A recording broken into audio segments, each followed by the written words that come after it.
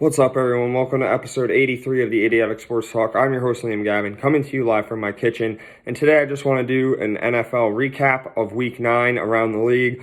A lot of upsets. This was a big week for upsets. A lot of underdogs came through. So let's run through this. Thursday Night Football, we got the Colts beating the Jets 45-30. Carson Wentz threw for 272 passing yards, 3 touchdowns, no interceptions. Jonathan Taylor, 172 rushing yards for a touchdown. Michael Pittman Jr., 5 catches, 64 yards, and a touchdown. As for Jets quarterback Mike White, he threw for 95 yards, a touchdown, and no interceptions, but left the game early. So in comes Josh Johnson, who threw for 317 passing yards, 3 touchdowns, and an interception. And the rookie Elijah Moore, he had a big game, 7 catches, 84 yards, and 2 touchdowns. The Colts dropped 45 points to get back in the win column and to improve to 4-5 on the year. Jonathan Taylor is one of the most explosive running backs in the league behind Derrick Henry. I mean, the dude can just rip off an 80-yard touchdown run at any given time. And Wentz had a great game, too. I give a lot of credit to Wentz. He hasn't been turning the ball over, and he's been putting his offense in scoring position a lot. And it's a shame what happened to Mike White. You know, he got hurt early. The game was 7-7. He hurt his wrists. Maybe the results would have been different in this game, but I got to give credit to Josh Johnson. He wasn't really expected to play at all this game. He came in and threw for over 300 yards and 3 touchdowns, but sadly the Jets fall to 2-6 on the season. Next, the Sunday games, we got the Giants beating the Raiders 23-16. Daniel Jones, 110 passing yards, a touchdown, no interceptions, and a fumble. Evan Ingram, 3 catches, 38 yards, and a touchdown. Derek Carr on the Raiders, 296 passing yards, a touchdown, 2 interceptions, and a fumble. Hunter Renfrow, 7 catches, 49 yards, and a touchdown. And the Giants' defense shows up big to pull off an upset at home against the Raiders. Xavier McKinney picked off Derek Carr twice. One was a pick six. And the Giants go to 3-6 on the season. Derek Carr struggled on Sunday against this Giants defense, and once he threw that pick six, it pretty much changed the momentum of the game. The Raiders are now 5-3 on the year. Next is the Falcons beating the Saints 27-25. Matt Ryan, 343 passing yards, 2 touchdowns, no interceptions, and a rushing touchdown. Cordero Patterson, 6 catches for 126 yards. And as for Saints QB, Trevor Siemian, 249 passing yards, 2 touchdowns, no interceptions, and a fumble. And Alvin Kamara had 50 rushing yards along with a touchdown. He also had 4 catches for 54 yards as well. And Matt Ryan rallies the Falcons. He leads them on a game-winning drive that leads to a field goal. And Atlanta, they were up 24-3 in the fourth quarter, but New Orleans jumped ahead to make it 25-24, and I thought, oh man, here comes another Atlanta choke. But they don't choke and they prevail. They get the win and now go to 4-5 on the year. 4-4 on the year. As the Saints, they fall to 5-3 on the year. Next is the Jags beating the Bills 9-6. Trevor Lawrence, 118 passing yards, no touchdowns or interceptions. Carlos Hyde had 67 rushing yards, and Josh Allen on the Bills, 264 passing yards, no touchdowns, 2 interceptions, and a fumble. And Stephon Diggs had 6 catches for 85 yards. The Jags pull off a huge upset against the Bills to get their first win on American soil since September of 2020. Josh Allen was the MVP of this game. And no, I'm not talking Buffalo Bills quarterback Josh Allen. I'm talking about Jaguars defensive end Josh Allen, who had an interception, a sack, and a fumble recovery. Bills had an off day. You know, we see it happen to a lot of good teams. We saw it happen a lot this Sunday, so it's not really a surprise. Bills go to 5-3 on the season as the Jags go to 2-6. Browns beating the Bengals 41-16. Baker Mayfield, 218 passing yards, 2 touchdowns, no interceptions.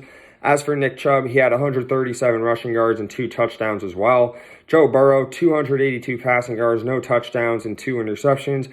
And Joe Mixon, 64 rushing yards with 2 rushing touchdowns. He also had 5 catches for 46 yards.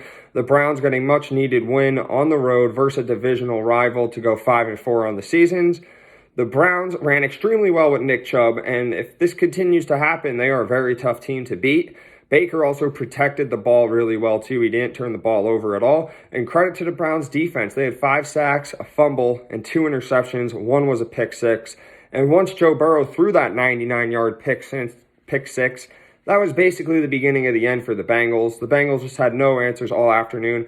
And are the old Bengals back? We saw that they were a hot team at one point. They lost 2 straight, and they lost in typical Bengals fashion. But we'll get more answers as the season goes on. Next is the Patriots beating up on the Panthers 24-6. Mac Jones, 139 passing yards, a touchdown, interception, and a fumble. Ramondre Stevenson had 62 rushing yards, 2 catches for 44 yards. And as for Sam Darnold, he threw for 172 yards passing, no touchdowns, and 3 interceptions. Christian McCaffrey, 52 rushing yards, 4 catches for 54 yards. And the Pats, they now win their 3rd straight to go 5-4 on the season. The Pats defense, they made Sam Darnold see ghosts again as they recorded 3 picks, 1 going for a pick 6. And Darnold is now 0-4 in his career versus the Patriots. The good news is Christian McCaffrey is back. The bad news is that the Panthers just have looked horrible. The Panthers are now 4-5 on the season.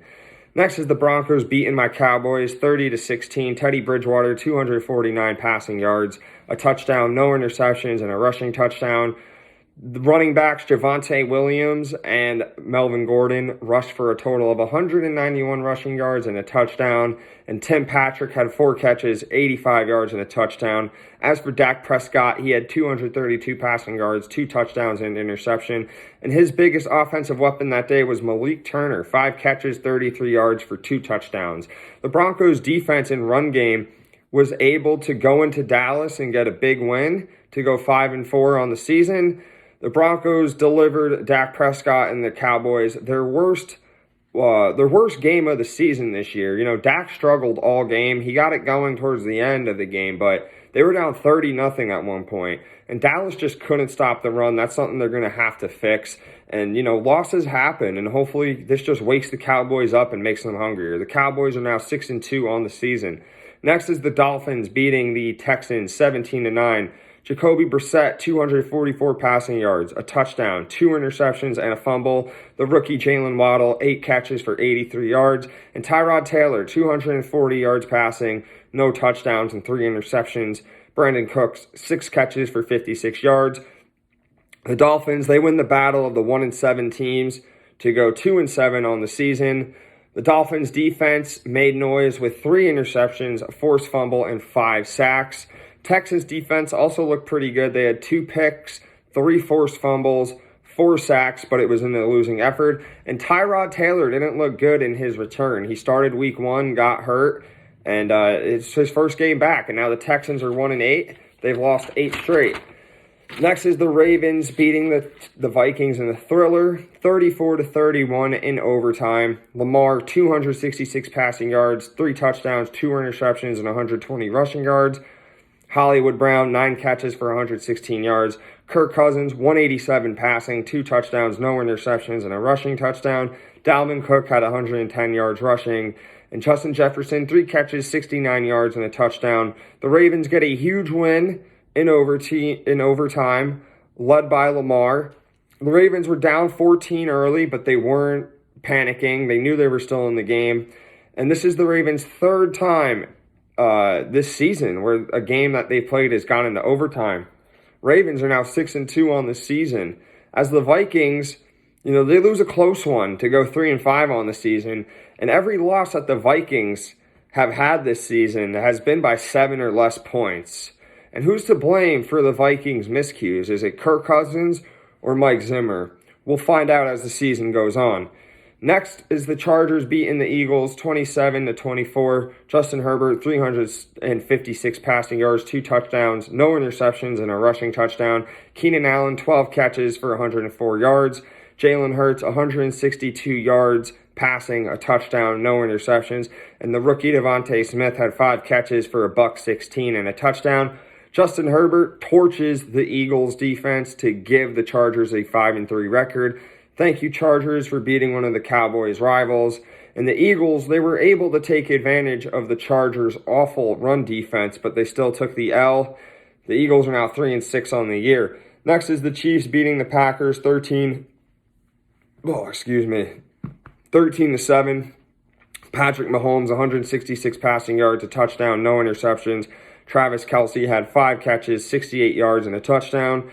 Jordan Love making his first start on the Packers, replacing Aaron Rodgers, 190 passing yards, a touchdown, and an interception. And Randall Cobb was his main receiver on the day with 3 catches for 50 yards.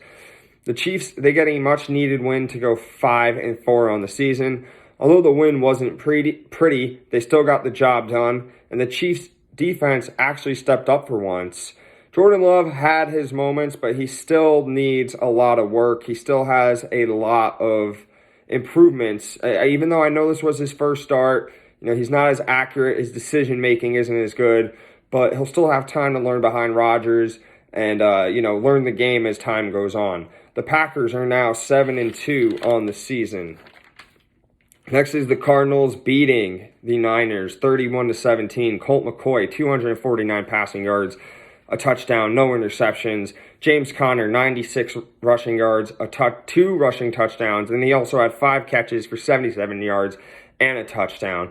Jimmy Garoppolo, 326 passing yards, 2 touchdowns and an interception. And George Kittle, 6 catches for 101 yards, a touchdown and a fumble.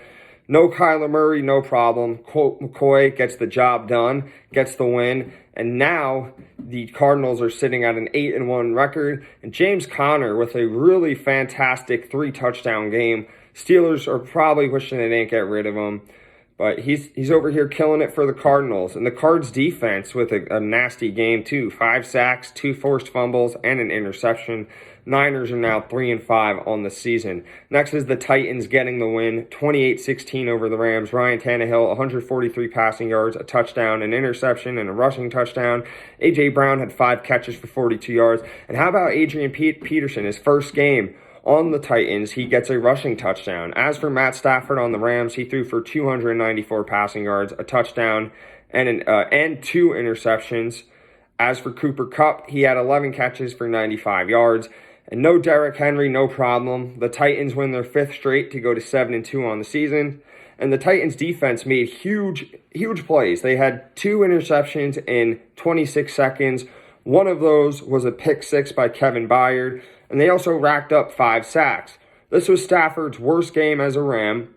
Once he threw those 2 picks back-to-back, the Rams just weren't able to bounce back. And now the Rams are sitting at 7-2 on the season. Last is the Monday Night Football game. The Steelers beating the Bears in a thriller, 29-27. Big Ben, 205 passing yards, 2 touchdowns, no interceptions. And Pat Freiermuth, he is the rookie tight end, 5 catches, 43 yards, and 2 touchdowns. As for another rookie, Justin Fields, he threw for 291 passing yards, a touchdown, and an interception. And Darnell Mooney was his guy on the night. He had 3 catches, 41 yards, and a touchdown. He also had a rushing touchdown as well. The Steelers win their 4th straight on the season to go 5-3. And a lot of sketchy flags and calls were favored for the Steelers. A lot of sketchy officiating, but you know what? It is what it is. There's always something crazy like that going on in the NFL. And T.J. Watt, man, he's just a beast for the Steelers. He recorded 3 sacks in that game. And the Bears, they fought back. They were down 14 points in the 4th quarter. They went up 27-26, but in the end they lost by a field goal. And, it's a shame, but the Bears have lost their 4th straight to go to 3-6 on the season. Well, that's it for the Week 9 recap. Thank you all so much for watching. Make sure you subscribe to my YouTube channel. Make sure you follow me on Instagram. Make sure you like and share all my content. Do whatever you can to promote my page. Thank you all so much, and have a wonderful day.